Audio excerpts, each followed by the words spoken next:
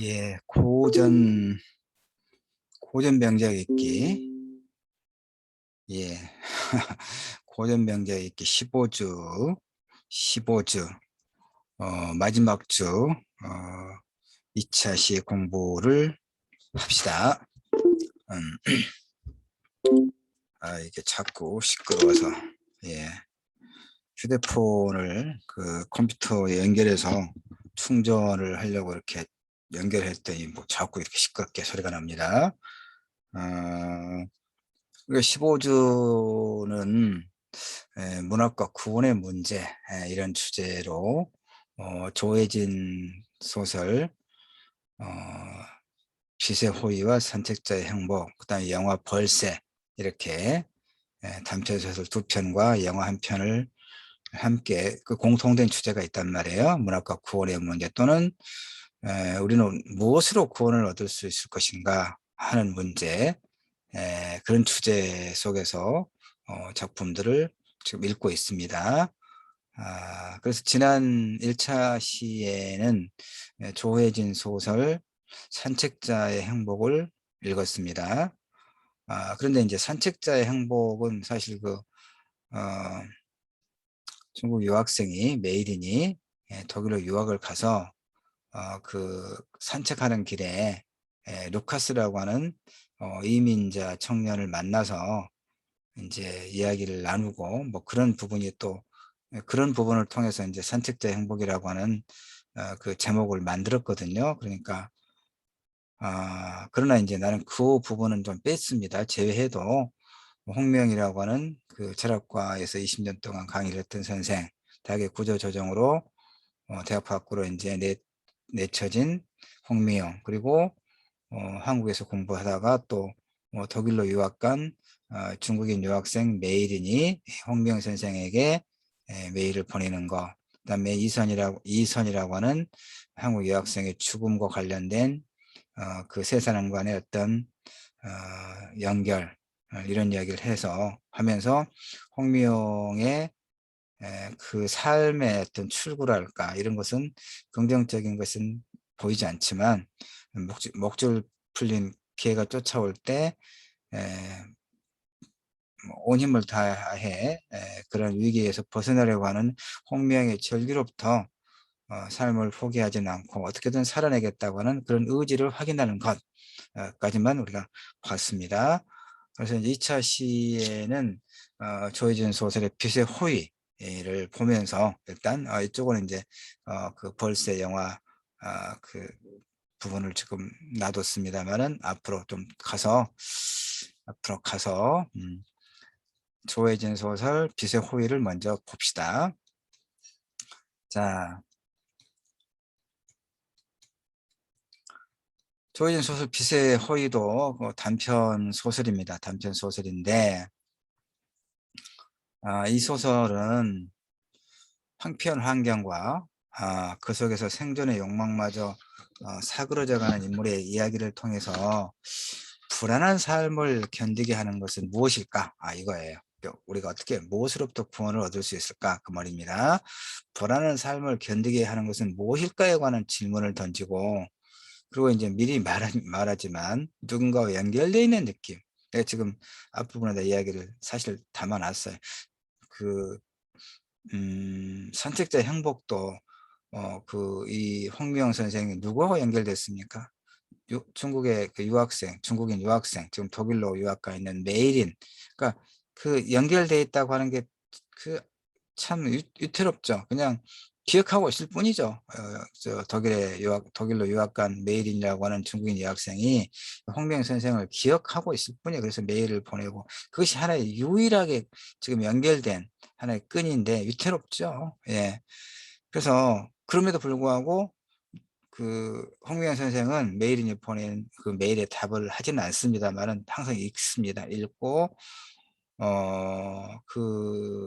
그런 삶을 어떻게든 이겨내 보고자 하는 의지를 포기하지는 않습니다. 그래서 누군가와 연결되어 있다는 느낌, 나는 이렇게 찾았어요. 누군가와 연결되어 있다는 느낌으로 인해서 우리는 그 불안한 삶을 견딜 수 있지 않겠는가. 이제 이 빛의 호의에는 그게 훨씬 더 분명하게 드러납니다. 봅시다. 화 인제 이 빛의 호의는 화자가 인제 그 서술자가 그 기자입니다. 그 취재하러 권은이라고 하는 프리랜서 사진 작가를 만납니다. 권은 인제 여성인데, 권은이라고 하는 그 분쟁 지역에 가서 사진을 찍어서 인제 그 신문사나 이렇게 넘기는 소위 프리랜서 그런 작가입니다. 사진 작가. 이 권은을 인제 만나서 인터뷰를 합니다. 그래서 인터뷰를 어 하러 갔는데, 권은은, 그 여성은 나를 몰라 봐요, 이 화자를. 근데 화자는, 아니, 권은은 나를 알아보는 것 같아요. 근데 나는 인제 바로는 알아보지 못하고 한참 후에 권은이 누구였는가를 알아봅니다. 누굽니까? 그가 초등학교 졸업반 무렵 6 학년 때 같은 반 아이였습니다. 그러니까 오래전 나는 인제 권은이라고 하는 이 6 학년 때 여자아이가 연락도 없이 나흘 동안 결석을 하니까 담임 선생님이 나에게 이 "어찌된 일인지 집에 한번 가 봐라."라고 얘기합니다. 반장이어서, 다른 게 아니라. 그런데 녹슬고 찌그러진 현관문, 권은의 집을 주소를 인제 보고 찾아갔을 거 아니에요. 그러니까 녹슬고 찌그러진 현관문은 깜깜한 방과 곧바로 이어져 있었는데 마당이란 거 없었다는 얘기예요. 그 방에서 빛을 발하고 있는 것은 그 어두침침한 그 방에서 빛을 발하고 있는 건 유일하게 둥글고 투명한 그 스노우볼 뿐이었음을 이제 기억해내는 겁니다. 햇빛이 거의 들지 않은 그 작고 추운 방에서 13 살짜리 권우는 인제 화자도, 나도 인제 신문 기자, 지금 기자잖아요.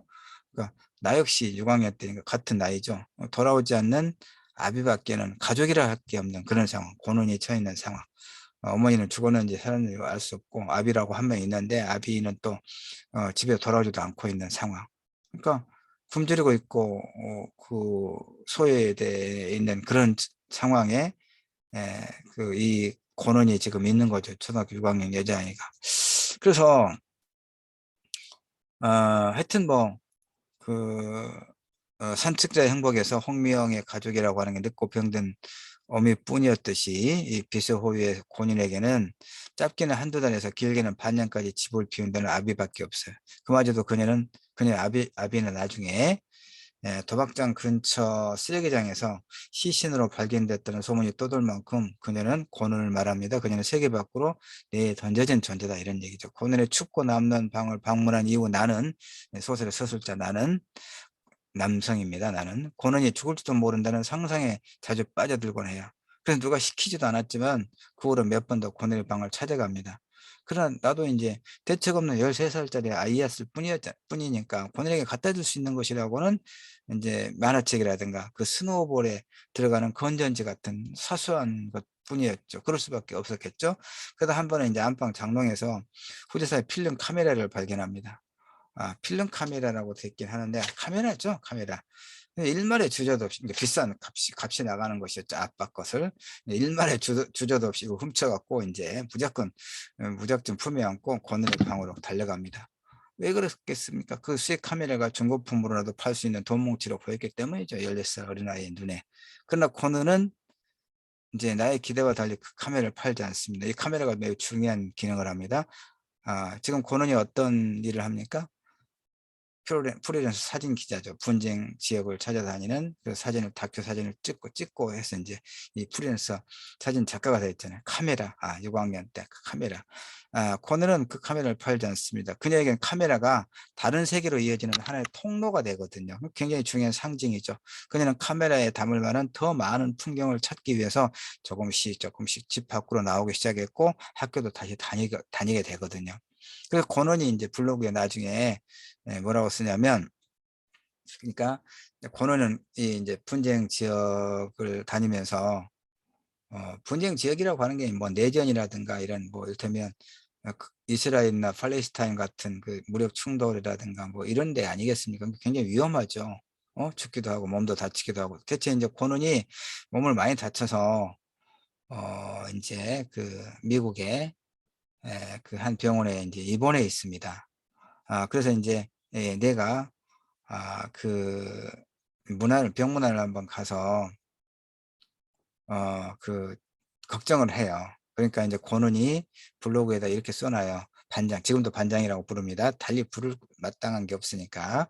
반장, 사람이 할 수 있는 가장 위대한 일이 뭔지 알아? 누군가 이런 말을 해서 사람을 살리는 일이야말로 아무나 할 수 없는 위대한 일이라고. 그러니까 내게 무슨 일이 생기더라도 반장, 네가 준 카메라가 날 이미 살린 적이 있다는 걸 너는 기억할 필요가 있어 라고 이야기합니다. 그러니까 이 누군가와 연결되어 있다는 작고 희미한 의식이 불안하고 고독한 삶을 견디게 하는 힘이 아닌가라고 작가는 말하고 있다. 그렇게 나는 봐요. 에, 그래서 이 소설에서 이제 내가 고는에게 건네줬던 것이 다름 아닌 카메라라고 하는 것은 뛰어난 상징이 되는 거죠. 자, 고는이 내게 주었던 카메라를 통해서 춥고 어두운 세계로부터 밝고 따뜻한 세계로 이동할 수 있었잖아요. 그 다음에 이제 고는과의 두 번째 만남에서 나는 소설의 소설자 나는 이제 고는이 뭘 주냐면 헬게 한센이라고 하는 그러니까 헬게 한센이라고는 그 사진 작가를 만나서 고는이 분쟁 지역에 다니면서 이제 프리랜서 사진 작가를 할 수 있는 하나의 계기가 된 사람이 헬게 한센이에요. 그래서 그 헬게 한센이 만든 다큐멘터리 사람들에 대해서 듣게 되죠. 그러니까 다큐멘터리 사람들이 나오는 이제 여성인물 알마 마이어라고 하는 이야기가 이 소설 속에 하나의 또 이야기 사파가 들어 있습니다. 그 알마 마이어는 또 누구냐? 이집트에서 이 팔레스타인으로 향하던 부품 트럭이 피격당합니다. 그때 살아남은 사람들 중 한 명인데 헬게 한센은 이 다큐멘터리를 완성하게 된 계기를 이렇게 말합니다. 부품 트럭의 피격으로 사망한 노먼 마이어와 하나뿐인 아들을 잃은 그의 어머니 알마 마이어를 통해 다 자신히 설명을 할게요. 이제 노먼 마이어와 알마 마이어는 유대인입니다. 근데 이제 팔레스타인과 유대인의 소위 분쟁은 여러분이 뭐 대강 알고 있죠. 그 유대인들이 오랜 역사 동안 자기 나라를 갖지 못해서 여러 나라로 흩어져서 오랫동안 핍박을 받고 2차 세계대전 때는 독일군에 의해서 600만 명이나 되는 그 엄청난 사람들이 희생을 당했잖아요. 근데 그 이후에 이제 국가를 건설해야겠다 해서 이제 그 성서의 기반을 근거를 찾아서 팔레스타인 사람들이 살고 있는 그 팔레스티나 지역을 점령했죠. 그래서 이스라엘이라고 하는 국가를 만들었잖아요. 그리고 팔레스타인 사람들을 한쪽으로 몰아세우고 그러니까 이제 팔레스타인 사람들이 또 이렇게 그 저항을 하고 그러면 저항을 하면 이제 또 폭격을 해서 이런 소위 분쟁 그럴 때 이 알마마이어와 알마마이어는 자기 아들이 이제 누구라고 그랬습니까? 음, 노먼 마이어, 유대인인데 노먼 마이어도 아들도 이제 자신의 그 뭐 돈을 다 이렇게 털어서 이제 구호품을 이제 팔레스타인 사람들에게 주기 위해서 자신들이 이제 그 이스라엘 국가가 만들어지기 이전에 그 2차 세계대전 그 기간에 죽을 고비를 넘기고 그랬기 때문에 이 팔레스타인 사람들에 대한 어떤 연민을 갖고 있는 겁니다. 그래서 이제 그 재산을 털어서 그 여러 대의 트럭에 이제 구호품을 사서 가득 싣고 팔레스타인 지역으로 향하는 중에 적십자 표시를 하고 있으니까 공격을 하면 안 되거든요. 그런데 이제 피격을 받아서 노먼 마이어가 죽습니다. 하나밖에 없는 아들을 잃어버려요. 그래서 이 어머니 알마 마이어는 이제 그러니까 그런 이제 그 보도가 그 굉장히 이제 유대인임에도 불구하고 이제 구호품을 싣고 팔레스타인으로 향하다가 피격을 받아 죽었다라고 한 하나의 큰 기사가 나고 이제 실리면서 긍정적으로 보는 그래서 이제 이 알마마이어와 인터뷰하려고 그러겠잖아요. 그러니까 알마마이어는 그 인터뷰를 다 거절했어요. 어, 여기 오랫동안 사람들 앞에 나타나지 않습니다. 왜냐하면 노먼을 죽은 아들을 시대의 양심이니 유대인의 마지막 희망이냐는 수식으로 포장하는 걸 난 도저히 용납할 수 없었다. 왜냐하면 알려 했다면 알았을 것을 모른 척 해놓고 지금 무슨 얘기입니까?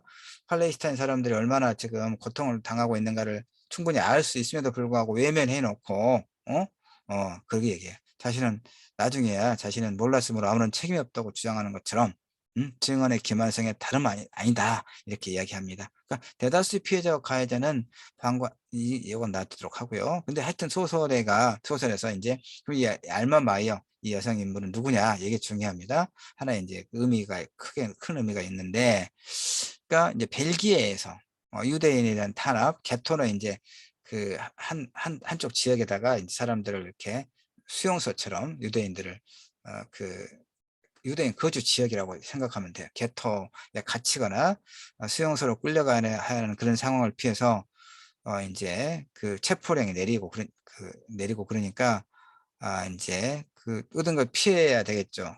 붙잡히면 게토에 갇히거나 수용소로 끌려가니까 결국 죽음이니까. 그래서 그때 그녀의 연인, 이 알마 마이어를 말합니다. 여성, 유대인 여성, 그녀의 연인이자 같은 오케스트라에서 호른을 연주하던 장이, 이제 알마 마이어는 바이올린 연주자였던 모양입니다. 그래서 호른을 연주하던 장이라고 하는 이제 이 연인이 브뤼셀 외곽에 위치한 자신의 사촌형의 식료품점 지하 창고에 알마마의 은신처를 마련해 줍니다. 그래서 장이 그녀를 위해서 2주에 한 번씩 물과 빵이 담긴 바구니를 들고 지하 창고를 찾아와요. 춥고 어둡고 남루한 13살의 고는에게 겨우 만화책이나 스노우볼에 들어가는 건전지처럼 사소한 것들을 가져다 주던 소설의 화자 나와 겹치죠.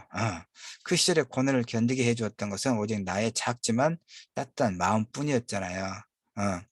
그 다음에 이제 그 후지사의 필름 카메라.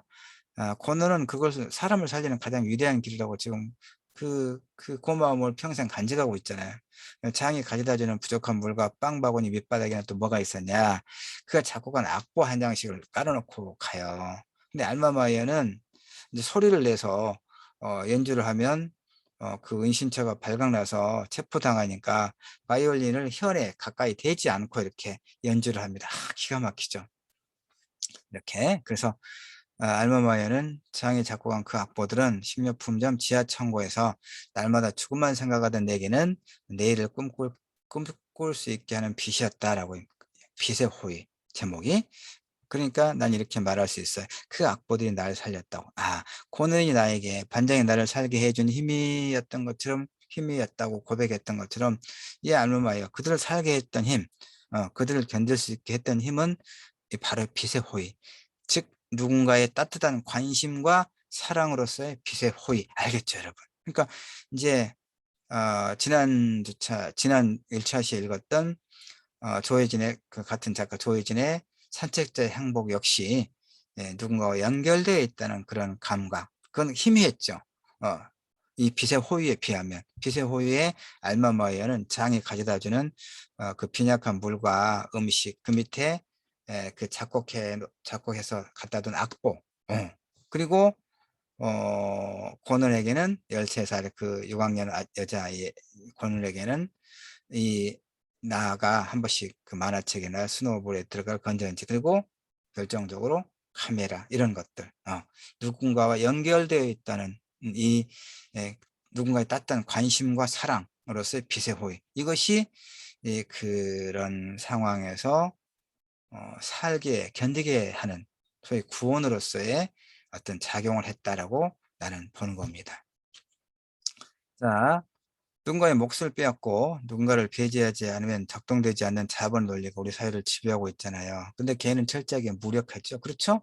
산책자 행복에서는 편의점 아르바이트로 생을 연명해야 하는 대학 철학과 강사였던 홍미영이 그렇고, 비서호에서는 고아는 아니지만 고아의 삶과 다를 게 없는 고는이 그런 인물이죠. 그러니까 조혜진의 소설들은 1차적으로 세상의 고통과 마주하는 무력한 개인의 삶을 그리는 것으로 이해할 수 있어요. 그리고 이것이 중요합니다. 아까 주제, 무력한 개인이 그 불안과 고통을 견디는 방식으로서의 소설은 무엇인가? 그러니까 이제 좀 이건 전공 영역의 이야기입니다. 문학이란 여전히 세계와 개인 사이의 불화를 다루되 지금 여기의 삶보다는 더 나은 삶에 대한 희망의 근거를 일컬어 놓지 않는 것, 뭐 이것이 이제 문학의 어떤 쓸모가 뭐냐라고 했을 때 그렇다는 것이고, 문학의 어떤 책무가 그렇다는 것이고, 그렇습니다. 그 다음에 이제 역사적 폭력의 상은 요거는 그냥 넘어가도록 합시다. 예, 넘어가고 이제 그 영화로 넘어갈까요? 영화. 예. 이건 내 이제 평론이라고 했습니다. 예. 그럼 영화를 봅시다. 영화를 우리가 볼 수는 없고 영화 관련된 이야기를 읽는다는 것이죠. 본다는 말의 의미가.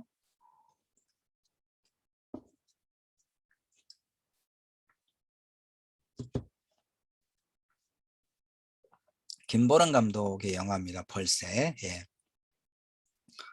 책의 표지고요. 예. 영화 포스터의 표지겠군요. 뭐 둘 다 같습니다만은. 자, 영화 벌새는 이제 인물과 배경과 사건이라고 그랬잖아요. 그 인물은 이제 이 벌새의 그 주인공은 이 그 중학교 2학년 여자아이, 그 은희일 거예요. 은희겠죠? 어디 쭉 가볼까요? 은희, 예, 중 2학년 은희입니다. 은희가 주인공이고요. 근데 이 여성은 누구냐면, 은희의 그 집 근처에 그 한문 학원에 새로운 이제 그 강사, 한문 선생님이에요. 어, 이름이, 이름이 은지, 예. 은지인가? 여기는 하여튼 은희. 예, 이 선생님 이름이 뭔가 볼까요? 이름도 좀 알아야 되겠죠? 이제 은희, 중학교 2학년 은희. 예, 선생님은 영지, 예, 영지. 선생님 이름이 영지. 예, 우리 이 학생은 은희. 이영지 선생님이 이제, 그러니까 좀 이따 좀 더 상세히 이야기하겠지만 여러분이 영화를 보진 않았을 테니까 넷플릭스에 이 벌스에 올라와 있습니다. 한번 보면 좋겠어요. 예. 나는 네이버에서 이제 저번에 그 수업하기 위해서 네이버에서 이제 얼마 주고 이렇게 구입을 해서 봤습니다. 그런데 사실 볼 때는 내가 다른 인문학 강의를 하기 위해서 이제 영화도 보고 책도 읽었는데, 중학교 2학년 여자아이가 주인공인 영화를 성인인 우리가 봐서 어떤 의미가 있을 것인가 라고 생각했는데, 처음에 그렇게 보고 시작하고 영화를 봤는데 전혀 아니었어요. 엄청 감동적이었어요. 왜냐면 우리는 다 중학교 2학년 시절이 있잖아요. 그 보편성을 이야기하기 때문에 상당히 그 고원할 만한 그 좋은 영화입니다. 넷플릭스에 다행히 올라와 있으니까 볼 수 있으면 한번 보기 바랍니다. 예. 그래서 이제 그 인물이 이렇게 있고, 그래서 이 여자아이는 아버지가 그 이제 강남 대치동에서, 그러니까 이게 배경은 그러니까 이야기에서 인물과 배경과 사건이 구성의 3요소라고 했잖아요. 뺄 수 없는 그 인물들 설명했습니다. 주된 인물들. 그럼 배경은 뭐냐면 94년, 1994년을 시간적 배경으로 하고 있어요. 서울에서. 1994년은 여러 가지 의미가 있는 해입니다. 개인적으로는 내가 1994년에 신춘문예 소설이 당선된 해고요. 그다음에 이제 역사적으로 이 영화의 배경은 뭐냐면 1994년에 성수대교가 무너져요. 세상에 한강 다리가 무너지는 사건이 일어납니다. 이것은 엄청난 큰 의미예요. 사람 수십 명이 죽었다는 것만 가지고도 그것도 큰 문제긴 하지만, 그동안에 70년대를 경과하면서 오직 경제개발에만 맹목적으로 몰두했던 것에 대한 커다란 어떤 우리 사회의 반성을 불러일으킨 하나의 계기가 된 거죠. 근데 또 그 이듬해 삼풍백화점이 무너져 버렸잖아요. 그러니까 성수대교가 무너지고 삼풍백화점이 무너진 이 사건은 한국 사회가 얼마나 그 조급하게 경제발전이라고 하는 그 목표만을 향해서 맹목적으로 달려왔는가, 다른 모든 것을 희생하고. 근데 그걸 잘 보여준 그 안전이라든가 사람의 어떤 그 사람에 대한 어떤 존엄이라든가 이런 걸 완전히 무시하고 그냥 눈 깜짝할 사이에 뭔가를 세우고 만들고 이걸 과시하고 이런 어떤 맹목에 대한 어떤 성찰의 계기가 된 사건이긴 합니다. 그러나 여전합니다. 작년에 올해죠? 올해 2021년도 1학기에 광주의 저쪽에 동구에서 또 재개발 현장에서 어떤 건물을 철거하다가 그 안전장치도 없이 철거하다가 와르르 무너져서 그 도로로 지나가던 버스를 덮쳐서 여러 사람이 죽었잖아요. 이거 그러니까 뭐 참 안 되죠. 하여튼 그렇습니다. 하여튼 그런 배경. 그다음에 하여튼 1994년에 성수대교가 무너지고, 또 어떤 사건이 있었는지 아세요, 혹시? 북한에서 김일성이가 죽어버렸어요. 북한의 지도자가 죽은 거예요. 공산주의 지도자가. 그러면 이제 완전히 이거 비상이 일어나는 거죠. 뭐 전쟁의 위험, 음, 이제 이런 상황이 이제 그런 상황을 배경으로 합니다. 물론 이제 그러니까 이 중학교 2학년 은희는 성수대교가 무너지고 북한의 김일성이 죽었다는 이런 사건에 대해서 그 의미를 제대로 파악을 못하죠. 아직 어리니까. 예, 봅시다. 자, 영화 볼세는 이렇게 성수대교가 무너지고 김일성이 사망한 94년, 1994년, 뭐 한 30년 다 돼가죠? 그쵸? 지금 우리가 2021년이니까 뭐 27년 정확히 따지면 그렇게 되나 봅니다. 중학생 은희가 거대하고 알 수 없는 세상을, 그렇죠. 이 거대하고 알 수 없는 세상이죠. 이것의 의미를 어떻게 알겠습니까? 깜짝 놀라기만 할 뿐이죠. 거대하고 알 수 없는 세상을 자신만의 방식으로 만나는 벌새, 그 벌새의 의미가 그거거든요. 작지만 힘 있는 날개짓으로 사랑하기 위해서 또 사랑받기에 분투하는 한 시절의 이야기를 담담한 시선으로 그려냅니다. 책으로 출간된 벌새, 벌새 부제 1994년 다치지 않은 기억의 기록은 영화 벌새에서 출발하지만 영화 안팎의 세계를 섬세하게 짚어내고 확장해서 1994년의 사회와 오늘, 21세기 오늘, 2021년 예술과 현실을 연결하는 그런 책입니다. 영화에서는 이제 40여 분가량의 그 시간, 독립영화로 만들어진 거거든요. 여러 영화에 대해서 상을 받고, 근데 그러니까 이 책은 영화 그 40분 분량의 영화에서 다 담지 못한 내용들을 추가하고 있는 그런 이제 내용입니다. 그래서 영화 사회를 함께 읽어내는 네 편의 글, 이 볼세, 일테면 이 영화에서 이제 그 네 편의 평론가들의 글이 또 같이 담겨 있어. 이 영화에 관한. 그것은 성수대교가 붕괴하고 김일성이 사망한 영화 속 시공간을 이미 닫힌 역사, 지나간 역사가 아니라 여전히 살아있는 현재로 불러냅니다. 그것이 의미가 여전히 우리 사회에 살아있는 하나의 교훈을 준다, 이런 얘기입니다. 영화 벌새는 1994년 한때를 담아낸 영화입니다. 일단 성수대교 붕괴 사건, 1994년 10월 21일 비가 내리던 오전, 어느 날 강남에서 강북 무학역으로 가던 버스를 탄 무학여고 여고생들을 포함해서 32명이 사망한 그런 사건이거든요. 자, 벌새는 14살 여자아이 중2학년 그 중2 질풍노도의 시기, 뭐 그 북한군보다 더 무섭다고 이야기하는 중2 여자에 관한 이야기 영화입니다. 성수대교가 무너졌던 1994년 대치동, 강남 대치동. 이제 그 은희의 부모님은 뭐 하냐면 방앗간을 합니다. 근데 아버지가 이제 굉장히 가부장적이에요. 가부장적입니다. 그러니까 언니가 있고 오빠가 있고, 그러니까 이제 그 형제는 세죠. 세 명이죠. 오빠 있고 언니 있고 은희가 있고 부모님 있고 다섯 식구입니다. 가족들에게, 그러니까 이 가부장적인 그 부모님은, 아버님은 오빠한테만 오직 소위 몰빵을 해요. 오빠가 이제 공부를 잘하니까 그 명문대 가서 서울대 가고 법대 가고 이렇게 하기를 바라는 거죠. 그러니까 오직 오빠한테만. 그러니까 지금 언니도 있고 오빠도 있고, 그러니까 이 은희는 그냥 뒤처지는 거예요. 누가 관심도 안 가져요. 그러니까 집에서 왜 관심을 안 갖겠어요? 그 관심을 갖는데 은희가 보기에는, 생각하기에는 그런 거예요. 그런데다가 이제 아버지를 닮은 이 오빠가 자칫하면 나를 또 때립니다. 오빠라고 또. 그리고 이제 그러면 그걸 이제 본 부모님, 또 내가 이제 울면서 말하면 엄마 아빠는 그 때려는 오빠를 혼내야 되는데 은희를 혼냅니다. 네가 뭔가 잘못했으니까 그러지, 이 녀석아. 오빠가 뭐 무슨 말하면 들어야지. 예? 이렇게 이야기합니다. 그러니까 은희는 이 집안 식구들한테서 도대체가 이 소외감을 느끼는 거예요. 그런 인물입니다. 음. 그래서 가족들에게 별 관심을 받지 못하는 은희는 이제, 그러면 친구들의 세계가 중요하죠. 유일한 친구도 많지도 않아요. 유일한 친구인 지숙과 물건을 훔치고, 소위 이제 영화에서 그렇게 이야기합니다. 날라리들의 명소 아베크 노래방을 가고, 그리고 옆 학교 남자아이, 같은 학교 여자 후배와 연애를 합니다. 그러니까 이제 그 옆 학교 남자아이하고 이제 뭐 중학교 2학년 뭐 연애라고 하기는 그렇지만 어쨌든 이렇게 좀 사귀입니다. 그런데 또 이게 뭐냐면, 그 이제 어느 날 그 이 남자아이의 엄마가 와서 어, 아들을 데리고 가고 이게 그 채같이 데려갑니다. 그 은희랑 같이 있는데, 그러면서 은희한테 이제 그 좀 무시하는 표정을 지었습니다. 왜 그러냐면요.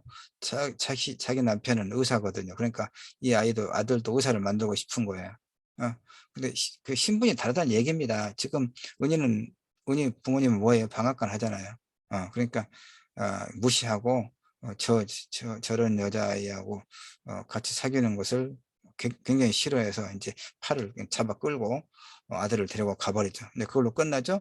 나중에 뭐 와서 미안하다고 어쩌다고 하는데 은희가 이제 뭐라고 복수를 하냐면 사실은 난 너 별로 좋아하지 않았어. 뭐 이런 식으로 나름대로의 그 상했던 자존심을 지킵니다. 근데 또 하나 이제 요 같은 학교 여자 후배, 이게 중학교 1학년 아이가 이제 이 은희를 졸졸졸 따라다녀요. 중학교에 언니 하면서 어, 언니 하면서 따라다니고 어 그 이제 하나의 이걸 이제 뭐 레즈비언적인 그런 어떤 뭐라고 이야기할 필요는 없습니다. 어릴 때는 뭐 그럴 수 있는 거니까. 그래서 이제 은희는 이 후배가 맨날 뭐 선물도 주고 그 연애하듯이 그래요. 그런단 말이에요. 그러니까 얘가 나를 좋아하는 걸로 알고 실제로 좋아한다고 막 그래요. 사랑도 고백하고. 근데 이제 학기가 바뀌어서 근데 좀 뜸해서 이 녀석이 좀 여자 후배가 좀 뜸해요. 찾아오는 게. 이제 그래서 또 이제 방학이 지나고 학기가 바뀌어서 뜸했는데 학교에서 우연히 보니까 이제 다른 그 뭐 여자인가 남자인가 하여튼 놀고 있어서 이제 은희가 너 왜 그래 그랬더니 얘가 또 뭐라고 당돌하게 이야기하냐면 중학교 이제 1학년 지금은 2학년이 됐겠죠. 학기가 바뀌었으니까 학년이 바뀌었으니까 그건 언니 그건 뭐 지난 일이잖아요. 이렇게 또 이야기합니다. 그래서 참 시크하다고 봐야 될지 하여튼 그런 상황. 그러니까 무슨 얘기입니까? 중학교 2학년 여자 은희는 집에서 따돌림 받고 밖에서 남자친구 소위 여자 후배 이런 애들과의 관계에서도 뒤통수 맞는 거라는 얘기죠. 그렇죠. 그러니까 이제 뭐 사람에 대해서 좀 회의감을 갖고 좀 그러죠. 어, 이런 은희의 삶에 그녀를 이해해주는 유일한 어른이 하나 있어요. 김영지 선생님. 아까 봤죠? 영지 선생님. 유일한 나를 위로해주는, 이해해주는, 유일한. 아까 우리 조혜진 소설의 선택자 행복에서 빛의 호위에서 한두 명씩 있었죠? 한 명씩 있었죠? 예. 지금 여기서는 이제 은희를 나를 알아주는 유일한 어른 영지 선생님. 학원 한문학원. 그래서 이렇게 그래서 이제 사실 은희는 은희뿐만 아니라 우리는 누구나 가족, 친구, 선후배, 선생님의 사랑받고 싶죠. 그런 세상은 때로 폭력적이거나 냉정하고 가끔 어린 소녀 따위는 무시해버리고 아까 그 얘기 했잖아요. 벌새는 어린 시절 겪은 쓰라린 실패와 시련의 기억을 들여다보게 하는 그런 영화예요. 그러니까 굉장히 공감이 돼요. 여러분도 한번 꼭 보기를 바랍니다. 방학이 전에 이제 그래서 이제 이게 또 중요합니다. 하나의 주제의식이기도 합니다. 이 영재 선생님이 지금 뭐 한글만 보이는데 한자로 써놓고 한글로 이렇게 풀어놓고 있거든요. 뭐라고 쓰냐면 상식, 서로 상이죠. 식은 안다 이겁니다. 찰만은 가득하다 그 말이고 천하 하늘 아래. 그러니까 상식 만천하 이건 뭐냐면 명심보감 교우편에 나오는데 얼굴을 알아본다 그 말이에요. 얼굴을 아는 사람은 천하에 가득한데 천하 만자. 얼굴을 아는 사람은 천하에 가득한데 치심 능기이라 마음을 아는 이는 음? 몇이나 될까? 이 참 대단하죠? 얼굴 아는 사람은 천하에 가득한데, 그러니까, 영지 선생님이 은희야. 많은 사람들이 너를 알아주지 않는다고 해서 상심할 것 없다. 이런 위로의 말이에요. 나도 사실 이 영화를 보고 이 또 문장을 보고 상당히 위로를 받았어요. 위로를 받았어요. 여러분도 그럴 거예요. 우리가 그 사회적 관계 다양하고 중증적인 사회적 관계를 맺고 있지만 그러니까 보세요. 내가 2021학년 2학기에 6개의 과목을 수업을 합니다. 우리 목포 해양대학교에는 이제 2분반 고전 명작 읽기. 그러니까 한 학기에 내 수업을 듣는 학생들이 어, 어디 한 350에서 400명 되죠. 하여튼 300에서 400명 됩니다. 한 학기 수업을 듣기 때문에 뭐 스승과 제자 이렇게 말하기는 좀 뭐 적당하지는 않아요. 여러분도 뭐 나를 스승을 하고 스승이라고 생각하진 않을 거 아닙니까? 한 학기 수업 들었던 뭐 교수, 선생 뭐 이렇게.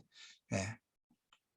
또 우리가 특히 비대면으로 또 수업을 하니까, 물론 여러분은 지금 이제 매 차시 내가 지금 내 얼굴이 보이게끔 거의 이렇게 수업 자료를 만들어서 여러분에게 보여주고 그러긴 합니다마는, 나는 또 여러분의 얼굴을 모르잖아요. 물론 이제 그 출석부 명부 보면 여러분 그 사진도 있고 그래서, 그러나 여러분 어쨌든 우리가 만나지 않았기 때문에 여러분은 일단 나를 볼 수 있지만 나는 여러분을 충분히는 몰라요.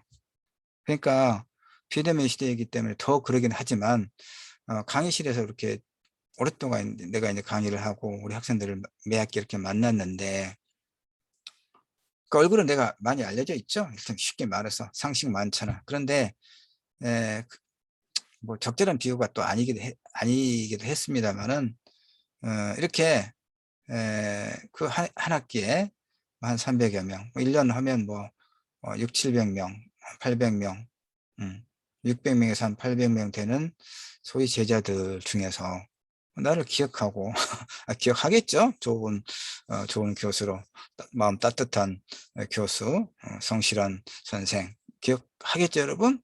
음.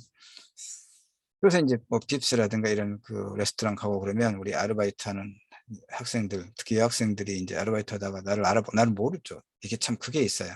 300여 명의 학생들 내가 다 기억 못하죠. 근데 학생들은 이제 어쨌든 나를 기억할 거 아니에요. 한 학기 동안 15주 동안에. 그러니까 교수님하고 이제 인사도 하고 뭐 레모네이드 하나씩 갖다 주고 가끔 그런 호강을 사치를 누리기도 합니다. 그러나 이제 문제는, 내가 하고자 하는 말의 의미는, 이렇게 얼굴은 우리가 많이 알지만, 내 얼굴 아는 사람은 많지만, 페이스북에서도 그래요. 내가 언젠가 한번 이야기했을 거예요. 페이스북에 소위 패친이 한 400여 명, 400명 조금 안 되게끔, 한때는 1300명까지 갔지만 400명 정리하고 400명 정도. 그런데 내가 포스팅을 올릴 때 가장 많이 오는 포스팅이 한 250. 뭐 내 어머님 돌아가셨다고 하는 이제 부고는 아니고 뭐 그런 슬픔에 잠겨 있을 때 그 정도. 그다음에 내가 이제 어떤 책을 뭐 작년에도 봄에 이제 평론집, 가을에 장편 소설 냈는데 뭐 이제 한 포스팅 한번 하면 그때 이제 축하한다고 댓글 뭐 이제 한 250명 이렇게. 그다음에 이제 최소 뭐 한 8, 90에서 한 120명, 평균 120명 이 정도 관심 갖는 거죠. 그런데 내가 저번에 이야기했겠죠. 내 소설, 장편 소설 사실 읽은 사람들은 소설이 한 50여 권 팔렸다고 하고, 그 400여 명의 배친, 축하한다고 좋아요, 라이크를 눌렀던 250명 정도 중에서 한 10명 정도만 내 책을 사서 봤다라고 하는 거죠. 내 소설을. 이걸 이제 대강 알게 돼요. 그랬을 때 어떤 씁쓸함, 바로 이거죠. 그러니까 얼굴 아는 사람은 많지만, 음, 내 마음을 알아주는 사람이 몇이나 될 것인가. 그러나 이제 이 말의 의미는 뭐죠? 다 그렇다는 거죠. 은희야, 나만 그런 게 아니고, 심령의 교수 당신만 그런 거 아니고, 그러니까 실망하지 마라. 또 역으로, 또 이게 역관계도 있죠? 그럼 나는 누구에게, 그 안도현 시인이 그 연탄재, 연탄재 차지 마라. 너는 누구에게 한 번이라도 따뜻한 뭐 불길이라도 대줘봤냐, 이런 시가 있잖아요. 그러니까 역지사지로 나만 섭섭하다고 생각할 게 아니라 나는 또 다른 사람들에게 어땠는가를 우리가 한번 또 되돌아보는 거죠. 그러니까 이 영화가 굉장히 공감의 영역이 넓고 깊어요. 여러분도 한번 보기 바랍니다. 자, 펄스는 관객들에게, 그러니까 치음, 이게 이제 그 고전에서 이제 치음은 말 그대로 이제 음을 안다는 얘기인데, 즉 나를 알아준다 그 말이에요. 나를 알아주는 사람이 몇이나 될 것인가 이 말이죠. 주인공의 은희의 행적을 통해 마음을 알아주는 법과 이제 내면의 성장의 문제를 다루고 있는 영화입니다. 그러니까 펄세의 서사는, 이야기는 관계의 문제죠. 관계의 문제. 은희는 이러한 사실을 중학교 2학년이니까, 아직 어린 아이니까, 물론 중학교 2학년 아이도 보면 내가 세상을 다 안다 모르는 게 뭐냐라고 이야기해요. 초등학교 6학년 아이도 그래요. 그러나 뭐 지 수준에서 아는 거죠. 지 나이 수준에서 세계를 아는 거니까. 근데 은희는 이제 이 문제, 이를테면 이 지음의 문제는 모르죠. 다만 은희의 시간을 지나온 사람들이 그 내밀한 사실을 알아채고 벌새 날갯짓을 응원한다. 어른들이, 이영지 선생님 같은 그런 얘기입니다. 자, 볼스의 주인공은 중학교 2학년 여학생 은희라고 했습니다. 공부를 잘 하는 건 아니고 친구도 많지 않고 그런 은희에게 그러나 마음을 아는 사람 있다. 근데 있었다. 왜 과거형으로 합니까? 성수대교 붕괴 때 이 영지 선생님이 죽거든요. 어.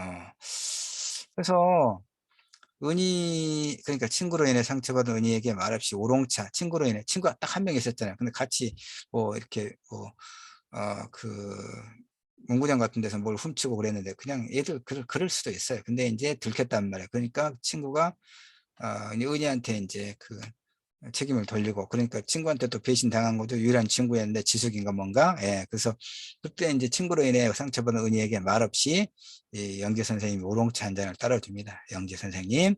은희의 가슴속 흘러내리는 따뜻한 우롱차는 이미 소희처럼 어미 소희처럼 마음의 상처를 어루만져 주죠.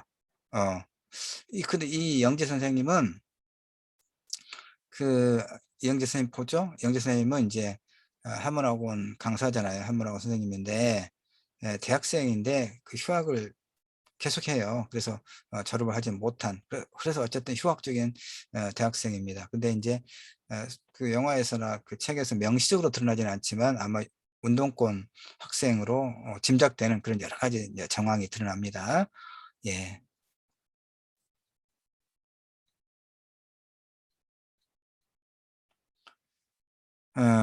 그렇게 이렇게 은희는 마음을 아는 사람인 거의 유일한 사람인 영지 선생님과 예기치 않게 작별합니다. 그러니까 이제 한문학원을 이제 그만두고 그러니까 음, 그만두고 그래서 나중에 이제 은희가 이제 어, 시험이 끝나고 아마 이제 뭐 중학교 3학년 가서 고등학교 입시가 됐나 하여튼 뭐 그 무렵에 에, 이제 부모님이 방학간 하시잖아요. 그러니까 떡을 이제 좋은 떡을 선물용으로 좀 달라고 해가지고 영지 선생님 집을 물어물어 이제 찾아갑니다.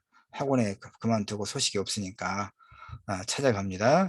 뒤에 장면이 있을 거예요. 내가 이게 우롱차를 따라주는 이제 그런 장면이고요. 그 다음에 쭉 내가 여기에 이렇게 이제 부모님한테서 떡 좀 주십시오라고 해서 가지고 그 영지 선생님의 집을 물어물어 찾아갑니다.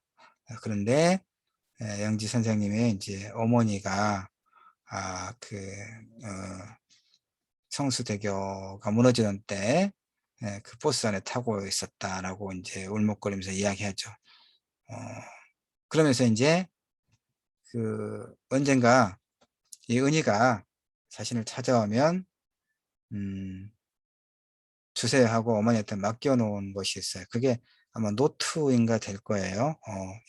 이 은희에게 주는. 자, 좀 더 이제 올라가서 또 봅시다. 나머지 한 뭐, 10여 분? 10여 분도 아니고 7분밖에 안 남았으니까 빨리 정리해야 되겠군요. 자, 여기. 아, 하여튼, 그러나 이제 은희는 영재 선생님뿐만 아니라 친구나 후배, 남자친구, 학교, 학원, 선생님, 의사 등, 또 마을에 이제 나이 드신 의사도 굉장히 또 자유롭게 대하죠. 그럽니다. 이렇게, 다양한 관계를 맺으며 성장해요. 그 다음에, 이렇게 수술과 입원, 만남과 이별, 사랑과 상처, 기쁨과 애로움, 우리가 다 겪죠. 우정과 배신이 반복되는 사이에 봄과 여름이 지나가고 가을과 겨울도 지나가서 우리가 이렇게 성장해 있는 거죠. 은희도 지금 그랬을 거예요. 은희는 지금 가을을 통과하고 있다. 가을은 성숙이겠죠.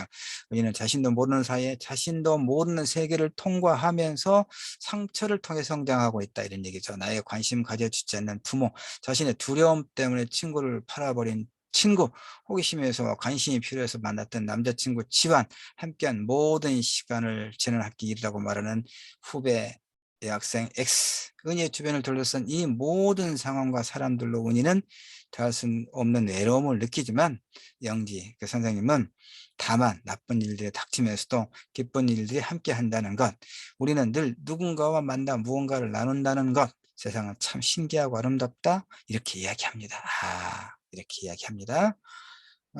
이 앞에 다루었던 조혜진 소설 산책자 행복과 빛의 호의, 그리고 이 영화 볼세가 어때요? 주제가 이렇게 묶어줄 수 있죠. 그래서 내가 이제 같이 읽도록 하는 겁니다. 이제 아무도 없다고 생각했던 우리에게 그럼에도 세상에 살 만한 것은 나를 좋아해 주는, 소중하게 생각해 주는 사람이 있기 때문이겠죠. 그냥 말없이 떠나버린 줄만 알았던 영지가 은희의 꿈을 기억해 주었고 관계를 잊지 않았죠. 이 점이 우리들에게 깊은 울림을 줍니다. 좋은 사람들을 만나야 비로소 우리는 성장하죠. 그렇죠. 여러분은 어떻습니까? 여러분의 친구, 스승, 은희는 영지 선생님을 만났고 관계와 삶과 스스로에 대해 배웠죠. 이 경험은 은희를 한층 더 잘하게 해줄 것이죠. 우리도 이런 시간을 경과해서 오늘 이렇게 성장해 있는 거죠. 어.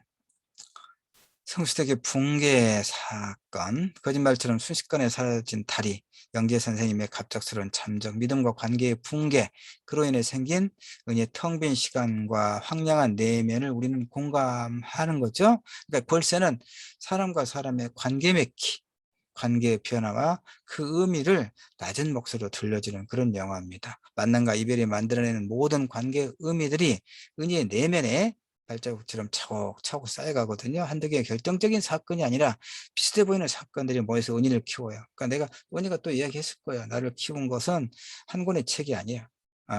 다양한 책들을 읽고 그것들이 쌓여서 나의 어떤 정체성, 세계관을 형성하게 되고 나의 지적 성장을 도와준다라고 하는 것이죠. 관계도 마찬가지입니다. 어떤 한두 사람뿐만 아니라 물론 결정적인 어떤 계기가 되는 어떤 한 권의 책이라든가 어떤 그런 사람이 있을 수는 있죠. 우리의 삶에 있어서.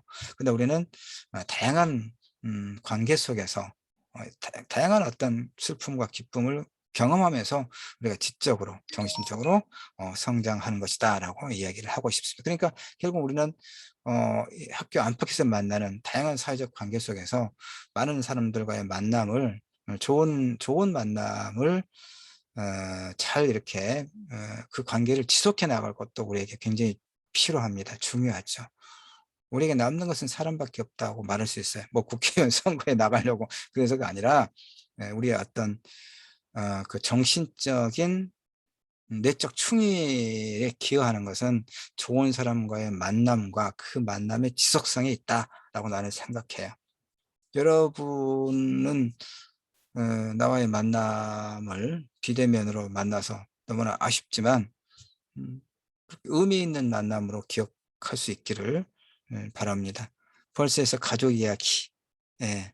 벌스의 인물 유형은 1994년에 그 당시의 사회상을 사실적으로 반영하고 있죠. 아빠는 가부장적이고 폭력적이면서도 그러면서 또 가족만을 위하고 공부 잘하는 오빠는 아버지 사랑을 독차지하면서 폭력적이고 엄마는 남편의 바람길을 알아채고 추궁하면서도 같이 또 TV를 함께 보면서 시시석거리고 이 가족은 서로의 마음을 아는 사람들이기 때문에 그런 거예요.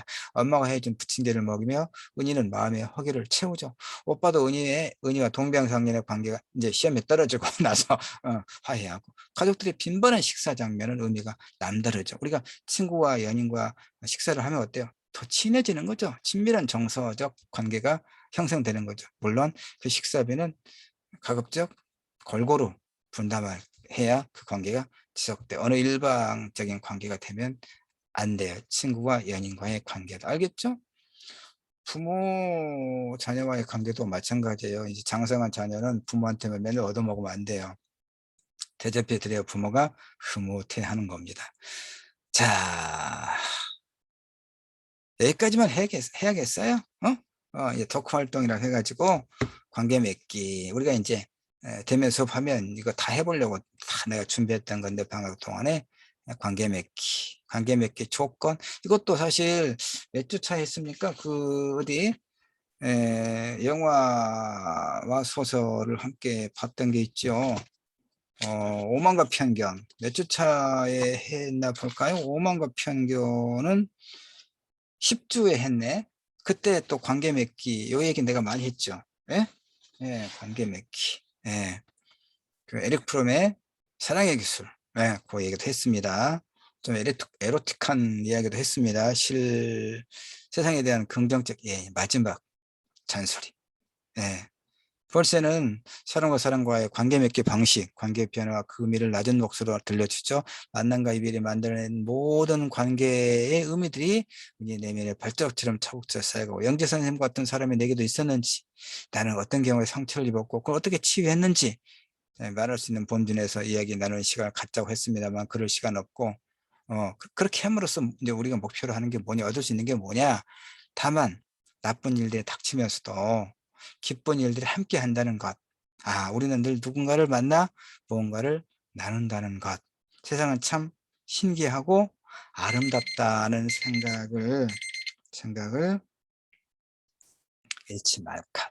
네. 그러니까 이제 고전 명작 읽기 15조 수업은 다 끝났어요. 예. 근데 내가 여러분에게 이제 마지막으로 해주는 말이 영지 선생님이 은희에게 해줬던 이 말입니다. 예. 나쁜 일들이 닥쳐요. 크고 작은 일이 닥칩니다. 그러나 그때 너무 절망하지 말까. 왜? 기쁜 일도 또 오거든요. 예. 또 우리는 또 늘 누군가를 만나서 무언가를 나눠요. 그런 의미에서 세상은 그 어둡고 부조리와 모순에 가득 차 있는 비극적 서사일 뿐만이 아니라 그런 면도 있어요. 그러나 참 신기하고 아름답기도 하거든요. 이런 마음을 여러분 늘 갖기 바랍니다. 자, 한 학기 동안 얼굴을 마주하지 못해서 정말 섭섭하지만 여러분의 마음, 또 나의 따뜻한 마음 잘 기억할 수 있기를 서로 바랍니다. 자, 한 학기 동안 여러분 정말 수고 많으셨습니다. 고맙습니다. 짝짝짝 박수 치고 있죠?